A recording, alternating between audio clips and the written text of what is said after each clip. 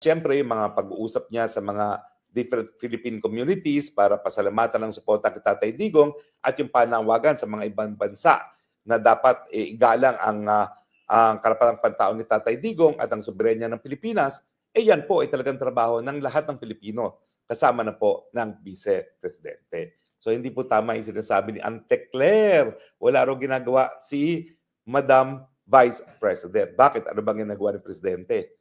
Di ba sa panahon ni Presidente ngayon ang Pilipinas nagiging isang napakalaking lawa bagamat pinagyayabang ang 5,500 na flood control projects, di ba? O ano pa, ang Pilipinas kinikilala na pinaka-delikadong lugar para sa turismo sa buong daigdig. O yan ba ang resulta ng presidente na nagtatrabaho? O di ba? Ang Pilipinas naunahan na ng Vietnam bilang ikalimang pinakamalakas na ekonomiya sa Southeast Asia. Pang-anim na lang tayo. O yan ba'y pruweba na nagtatrabaho ang presidente ng Pilipinas? At pati sa turismo. Naunahon na tayo ng Cambodia. Ano ba yan? Sos Mariosep, Laos and East Timor na lang at saka Myanmar ang hindi pa nauna sa atin pagdating sa turismo.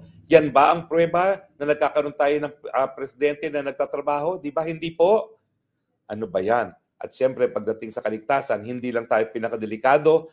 Pagdating sa turismo, sa buong daigdig, siyempre, ang ating mga komunidad ngayon, bumalik ang kriminalidad, bumalik ang droga. Yan bang sinasabi natin na nagtatrabahong presidente?